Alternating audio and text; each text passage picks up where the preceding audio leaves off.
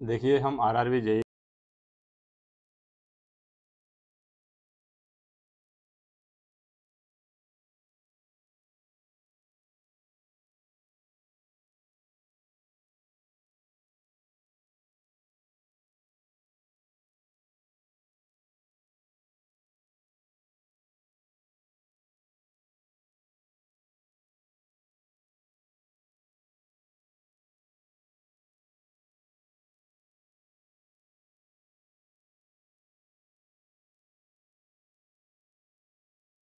में Teflon is inserted between the plate of charge parallel plate capacitor.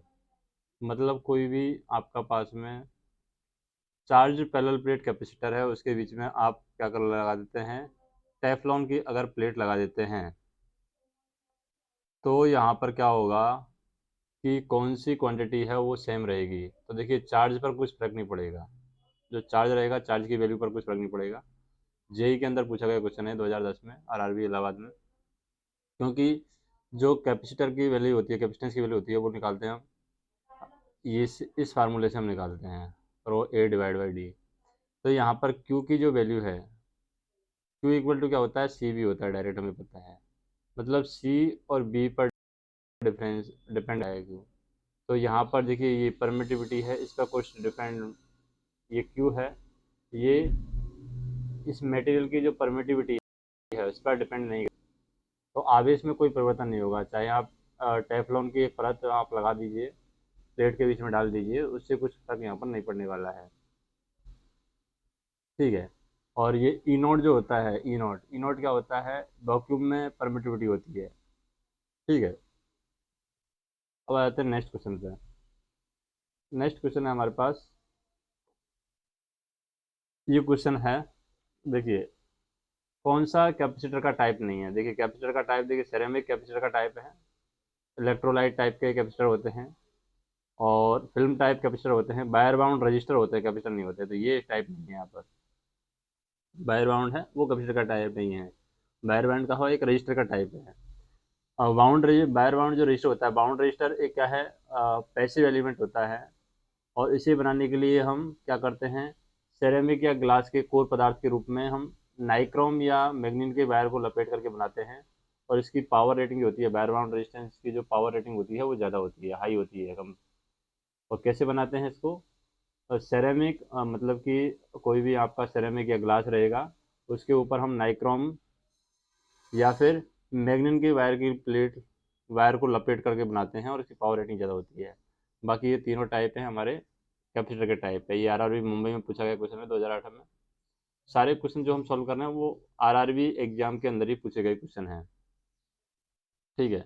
Next question देखें, किसी बिंदु पर विद्युत क्षेत्र की तीव्रता है जो है, तो किसी भी बिंदु पर विद्युत क्षेत्र की तीव्रता है वो क्या होती है, potential gradient at that point. मतलब उस बिंदु पर पोटेंशियल ग्रेडियंट कितना है उस पर डिपेंड करती है। कोई भी बिंदु है उस पर विद्युत क्षेत्र की तीव्रता है, उस बिंदु पर पोटेंशियल ग्रेडियंट की वैल्यू कितनी है उस पर डिपेंड करेगी। ठीक है।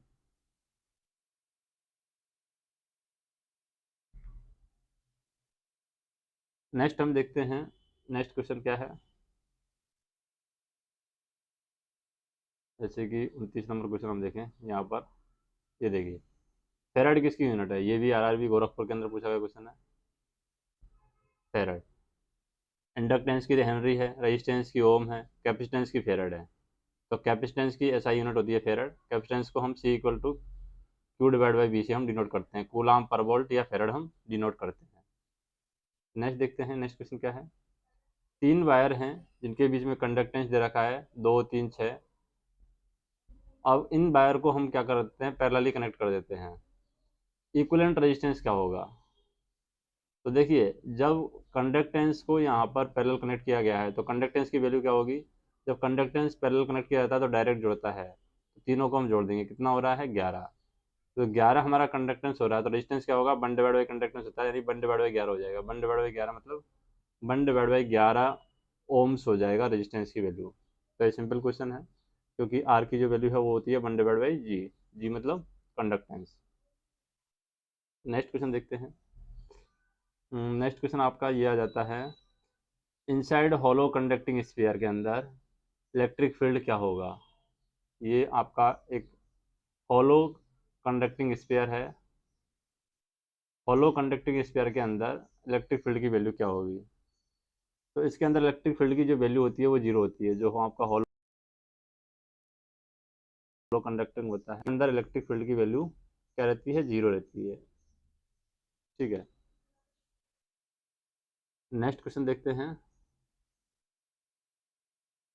इसको थोड़ा सा और डिटेल में हम समझ सकते हैं कि किसी भी बंद परिपथ के माध्यम से हम क्या करते हैं, विद्युत प्रवाह या सतह के कुल आवेश जो होता है वो कैसे निकालते हैं। फॉलो कंडक्टर में जो विद्युत आवेश है, इलेक्ट्रिकल फील्ड, वो इस तरीके से निकालते हैं, ई इंटू डी एस जो है इक्वल टू जीरो होता है। यानी खोखला अगर गोला है उसके अंदर ये इंक्लोज्ड है, तो इसके अंदर विद्युत क्षेत्र का जो वैल्यू है हमेशा जीरो रहेगा। नेक्स्ट हम देखते हैं, नेक्स्ट क्वेश्चन क्या है।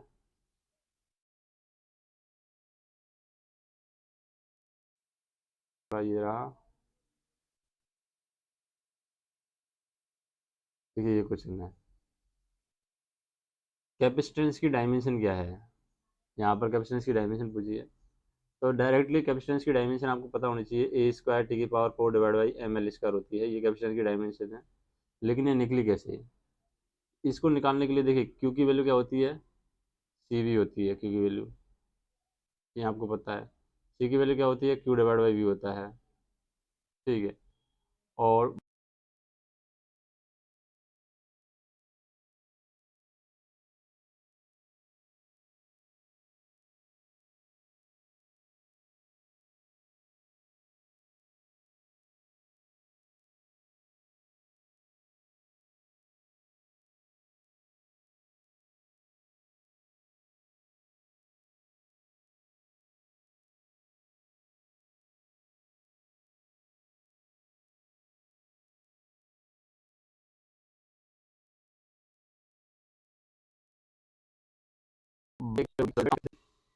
डब्ल्यू की यूनिट क्या होती है, टी को टी स्क्वायर लिख सकते हैं, और डब्ल्यू की यूनिट होती है एम एल स्क्वायर, मतलब कार्य की जो बीमा होती है एम एल स्क्वायर टी की पावर माइनस टू होती है, ये कार्य की बीमा होती है। तो टी की पावर माइनस टू पर चला जाएगा तो क्या हो जाएगा, ए स्क्वायर टी की power 4 divide by m l square. तो ये हमारी बीमा आ जाएगी कैपेसिटेंस की। तो इम्पोर्टेंट है काफ़ी question.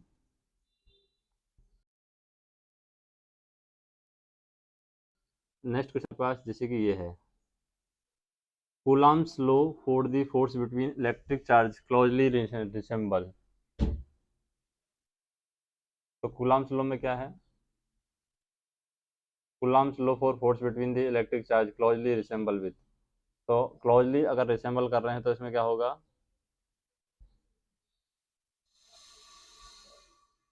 Newton's law of gravitation पर काम कर रहा है, न्यूटन्स के गुरुत्वाकर्षण नियम पर काम करता है। Coulomb's law for force of attraction और या force between the electric charge closely resemble, तो वो गुरुत्वाकर्षण के नियम पर काम करते हैं। यानी विद्युत आवेशों के बीच में लगने वाला बल है, कूलाम का नियम लगभग न्यूटन के गुरुत्वाकर्षण के नियम के तहत होता है। यानी कूलाम के नियम के अनुसार दो जो आवेशित बिंदु हैं उनके बीच का जो बल है आवेशों के गुणनफल के सीधे समानुपाती होता है, और उस माध्यम की प्रकृति पर निर्भर करता है जिसमें वो आवेश रखे गए हैं। जैसे कि फोर्स जो होगा, अट्रैक्शन फोर्स क्या होगा, दोनों आवेशों का multiplication Q1 Q2 divide by 4 pi E not D, मतलब दोनों के बीच में डिस्टेंस कितनी है और दोनों है उस पर डिपेंड करता है ये। तो Coulomb's law force between the electric charge closely resemble with Newton's law of gravitation, ये हमारा आंसर आ जाएगा। अभी आ जाते हैं नेक्स्ट क्वेश्चन पे। नेक्स्ट क्वेश्चन ये है हमारे पास में, देखिए, what is the direction of magnetic lines of force in the current carrying conductors on the figure. मतलब करंट कैरिंग कंडक्टर है, उसमें हमें दिखाना है मैग्नेटिक लाइंस ऑफ फोर्स की direction, magnetic lines of force in the current carrying conductor. तो देखिए ये किससे हम देते हैं, एंटी क्लॉकवाइज डायरेक्शन होगी, ये फ्लेमिंग के लेफ्ट हैंड रूल से देते हैं। फ्लेमिंग का लेफ्ट हैंड रूल के अनुसार जो हमारा चालक में चुंबकीय बल रेखाओं की गति है, बल की दिशा है घड़ी के विपरीत दिशा में होगी।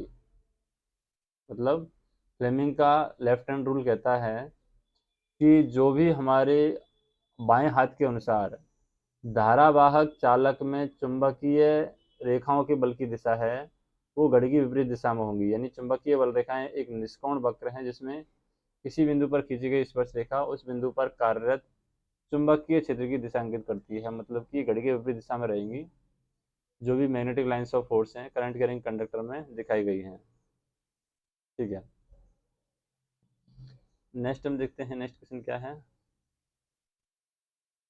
नेक्स्ट क्वेश्चन है, देखिए समांतर प्लेट संधारित्र से जुड़े बैटरी की वोल्टेज है वो निर्धारित करनी है जब प्लेट के बीच में क्षेत्रफल दे रखा है हमें। ठीक है, प्लेटों के बीच की दूरी दे रखी है और प्लेटों पर आवेश भी दे रखा है। तो हमें क्या निकालना है, सिर्फ बैटरी वोल्टेज निकालना है, मतलब वोल्टेज क्या होगा। तो देखिए एरिया हमें दे रखा है 10 वर्ग सेंटीमीटर स्क्वायर, मतलब 10 इंटू 10⁴ मीटर में हो जाएगा।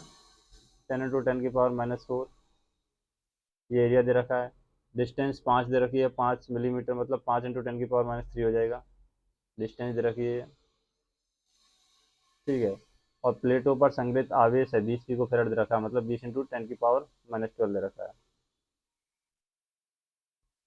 अब हम कैपेसिटेंस निकाल सकते हैं। कैपेसिटेंस की वैल्यू क्या होगी, कैपेसिटेंस की वैल्यू होगी E naught A divide by D. अब ई नॉट भी क्या होता है, E naught E R A divide by D. अब ई नॉट की वैल्यू तो हमें पता है 8.85 इंटू 10⁻12। ई आर की वैल्यू क्या है, ई आर की वैल्यू यहाँ पर दे रखी है प्लेट का क्षेत्रफल। ई नॉट तो हो गया, ई नॉट ई आर। प्लेट का क्षेत्रफल दे रखा है 10, क्योंकि एयर के लिए ई आर की वैल्यू 1 होती है, इसलिए 1 रख देंगे। ई आर की वैल्यू 1, तो उस हिसाब से कुछ रखने की जरूरत नहीं है। और यहाँ पर आ जाएगा area 10 into 10⁻⁴ divide by D.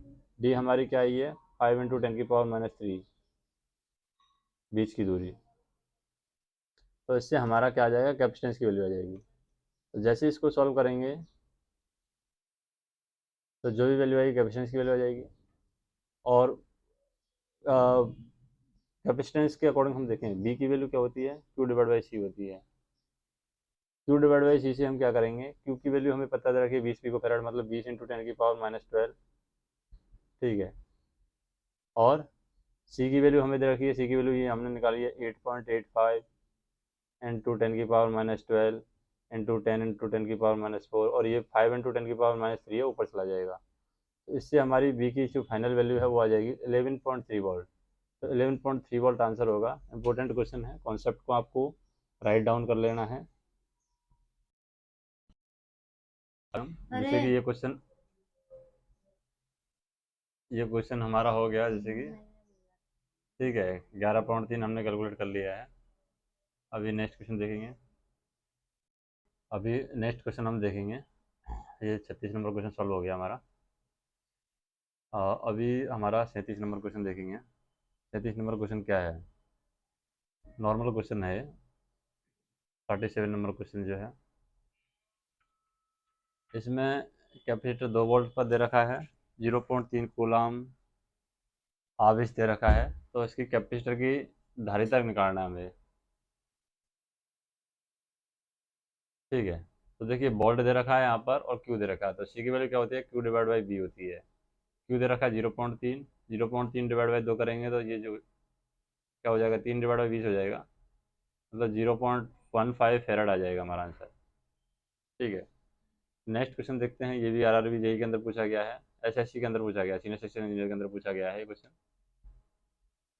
Next question है हमारे पास, ए और बी के बीच में हमें क्या निकालना है, कैपेसिटेंस की वैल्यू निकालनी है। यहाँ पर ये ए और बी के बीच में कैपेसिटेंस की वैल्यू निकालनी है। कैसे निकालेंगे, देखिए ये 10 और 5 15, ये 10 और 5 15 मतलब बराबर है, तो इसका वैल्यू तो नेगलेक्ट हो जाएगा, इसको नेगलेक्ट कर देंगे। नेगलेक्ट करने के बाद में देखिए ये 5 और 5 है, ये दोनों पैरेलल में माने जाएंगे। जो सीरीज होते हैं वो पैरेलल माने जाते हैं, मतलब कि हम कहते हैं यहाँ पर 5 और 10 का पैरेलल, और इधर 5 और 10 का पैरेलल, फिर सीरीज में हो जाएगा। 5 और 10 का पैरेलल निकालेंगे तो 50/15 आ जाएगा, 50/15 प्लस 50/15 मतलब 100/15 आ जाएगा। 100/15, 15 की 90, मतलब 6 पॉइंट कुछ आएगा, 6 पॉइंट कुछ हमारा ये आंसर है। ठीक है, नेक्स्ट क्वेश्चन देखते हैं। नेक्स्ट क्वेश्चन है हमारे पास 38 नंबर क्वेश्चन। देखिए 38 नंबर क्वेश्चन कौन सा है, ये 39। 1 वोल्ट क्या है, 1 वोल्ट जैसे कि B/IR होता है, तो 1 वोल्ट ही तो यहाँ से आएगा नहीं। ठीक है, तो वोल्ट के लिए क्या होगा, जूल बटे कूलाम होगा 1 वोल्ट की वैल्यू, यानी वोल्ट बराबर W/Q। जिससे हम निकालेंगे W हमारा जूल हो जाएगा कार्य की यूनिट, और Q की यूनिट कूलाम हो जाएगी, तो W/Q हमारा आंसर आ जाएगा।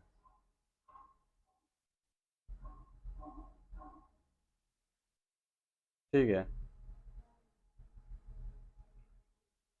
नेक्स्ट हम देखते हैं।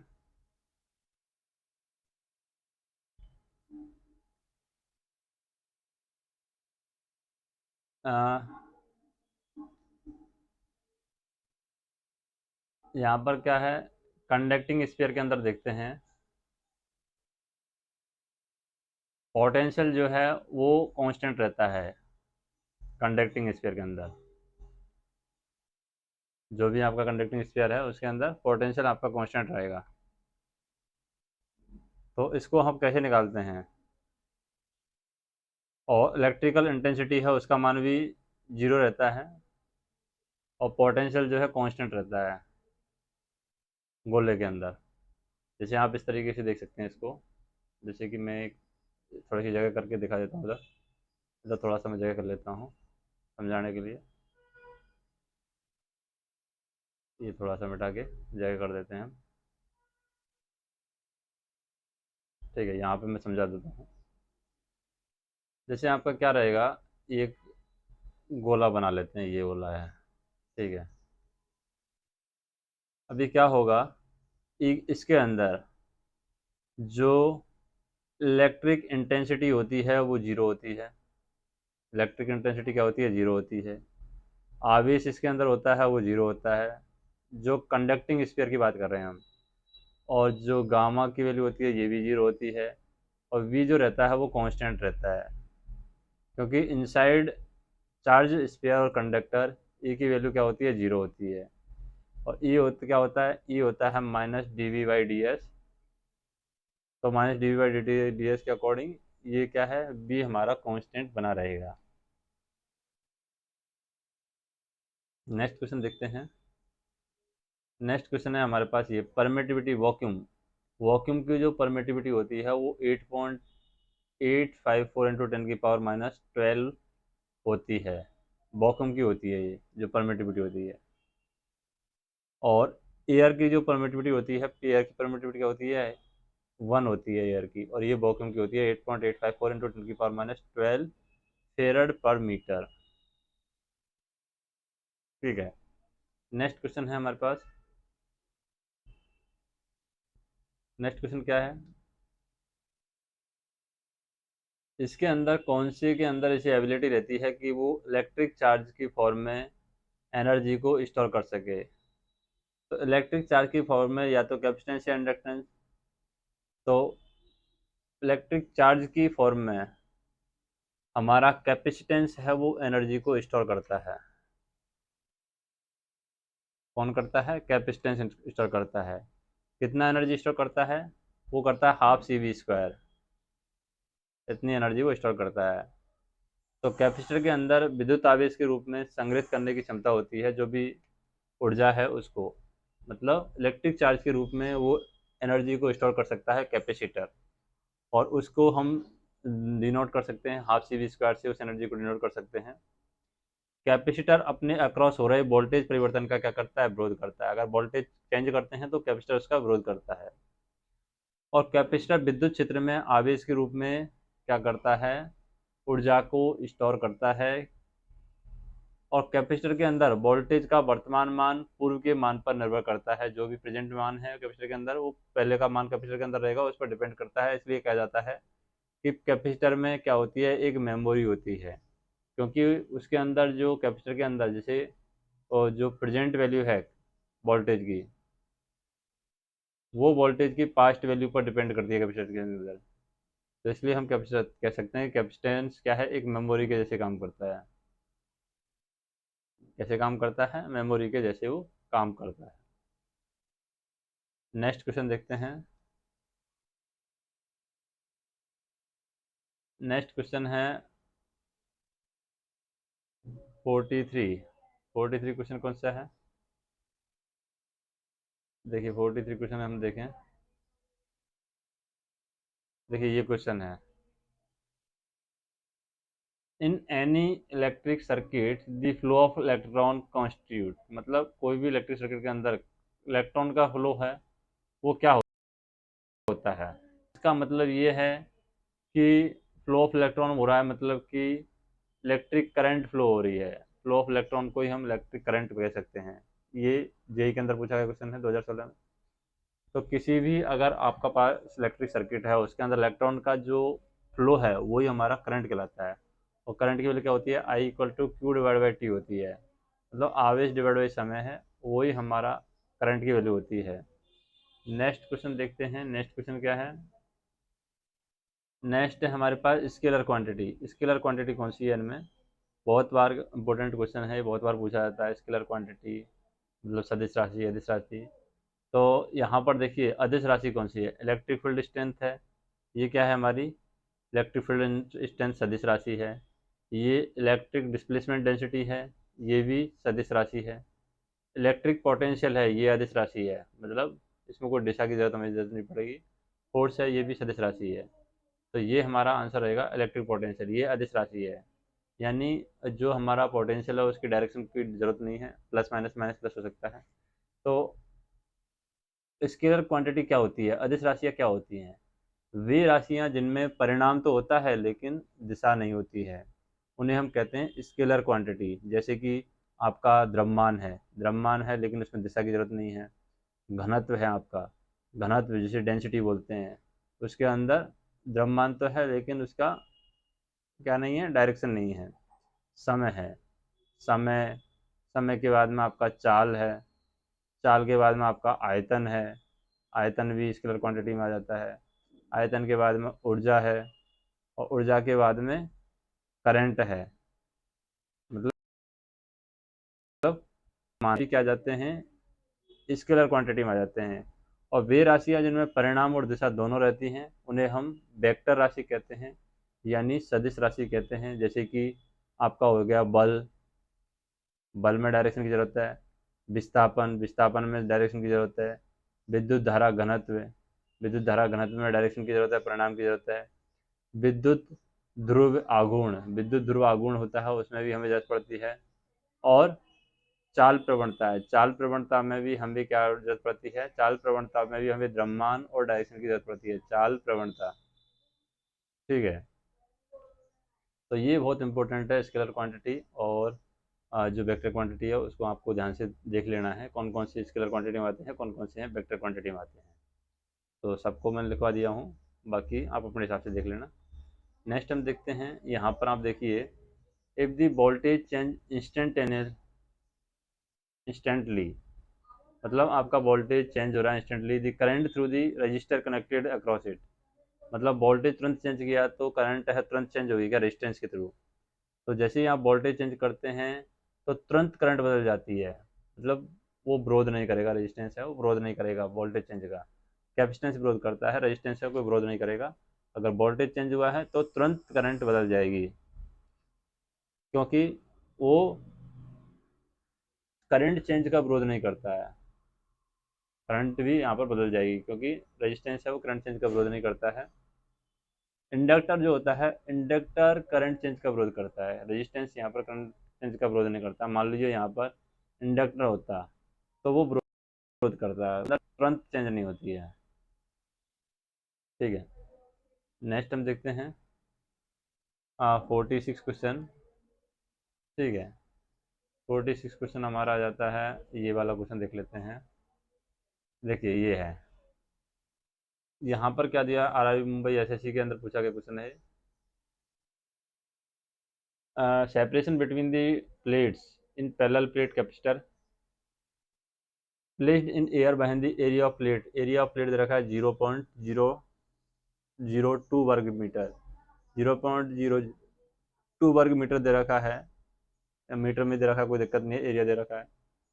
Battery connected to this parallel plate capacitor is 4 volt. Battery मतलब बी की वैल्यू दे रखी है 4 वोल्ट दे रखी है। आवेश दे रखा है 16 पिको फैराड।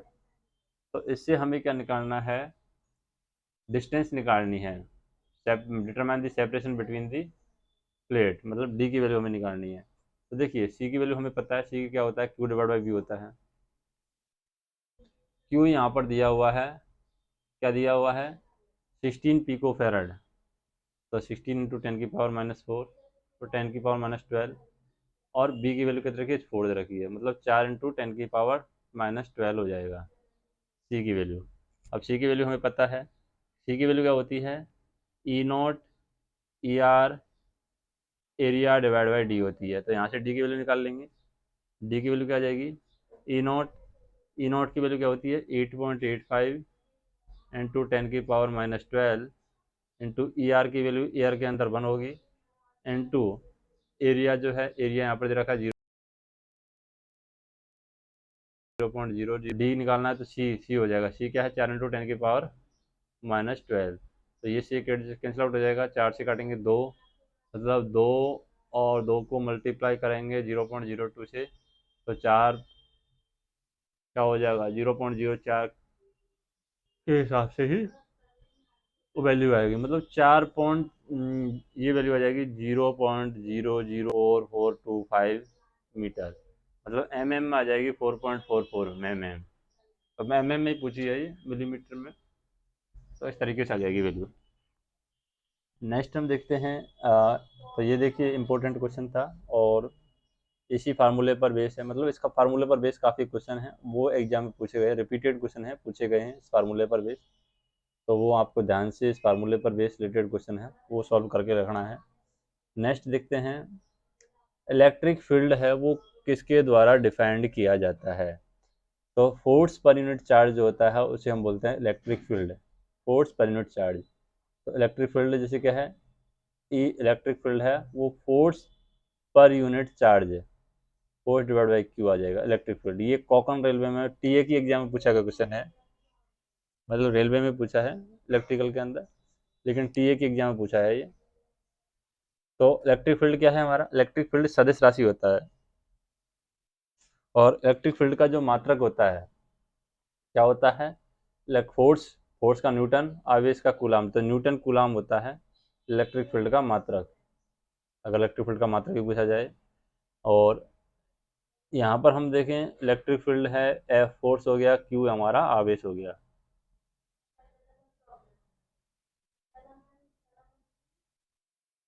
नेक्स्ट हम देखते हैं कि एक डिवाइस ऐसी है, यहाँ पर एक क्वेश्चन देख लेते हैं, नेक्स्ट क्वेश्चन ये थोड़ा सा डिलीट करके देखिए, यहाँ पर तीन चार डिवाइस दे रखी है, कैपेसिटर, इंडक्टर। तो हमें ये देखना है कि डिवाइस के अंदर does not have frequency dependent property, मतलब फ्रीक्वेंसी डिपेंडेंट प्रॉपर्टी इसके अंदर किसके अंदर नहीं है, फ्रीक्वेंसी डिपेंडेंट प्रॉपर्टी, मतलब फ्रीक्वेंसी पर डिपेंड।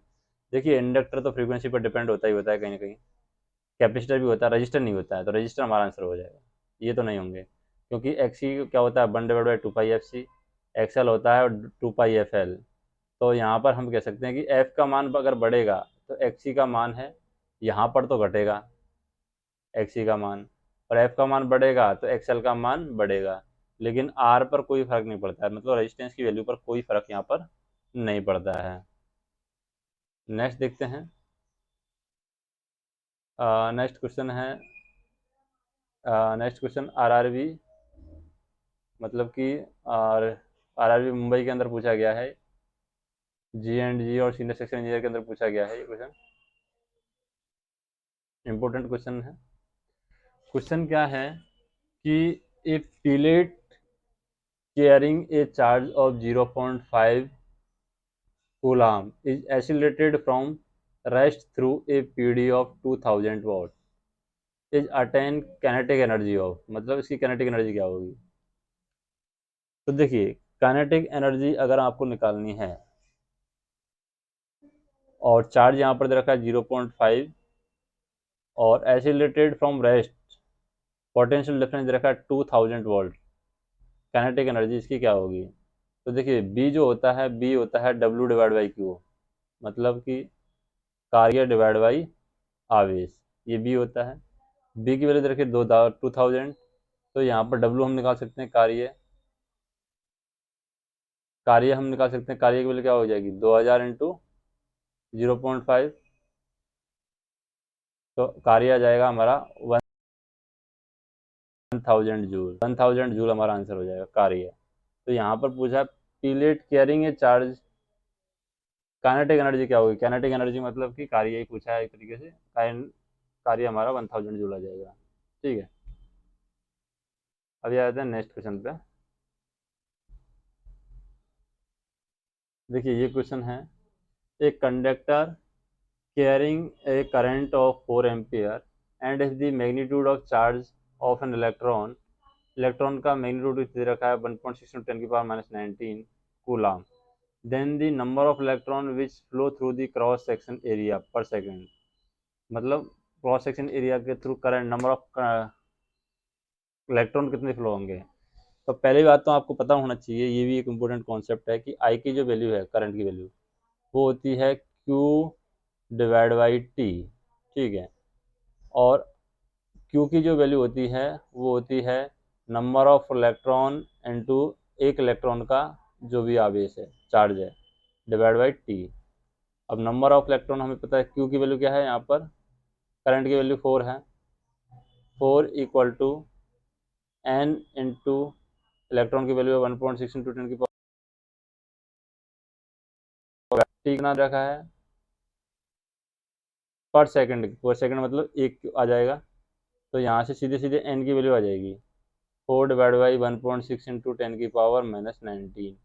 तो इससे नंबर ऑफ इलेक्ट्रॉन कितने आ जाएंगे, नंबर ऑफ इलेक्ट्रॉन आ जाएंगे 2.5 × 10 की पावर 90, तो ये नंबर ऑफ इलेक्ट्रॉन आ जाएंगे। तो ये फार्मूला आपको याद रखना है कि आई की जो वैल्यू है वो होती है क्यू डिवाइड बाई टी, और क्यू की वैल्यू है वो होती है N into T, N into E. ये दो फार्मूला अगर याद रहेंगे तो आप यहाँ तक आंसर तक पहुँच पाएंगे क्वेश्चन में। तो सीनियर सेक्शन इंजीनियर में पूछा गया है आरआरबी एग्जाम के अंदर 2012 में।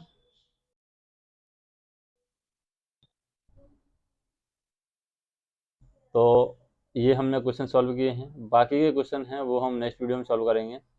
तो आप कमेंट करके बताइए कि आपको वीडियो कैसा लगा, और चैनल को सब्सक्राइब कर लीजिए, वीडियो को लाइक कीजिए, शेयर कीजिए, और ताकि हम इस तरीके की वीडियो है आपके लिए बनाते रहें।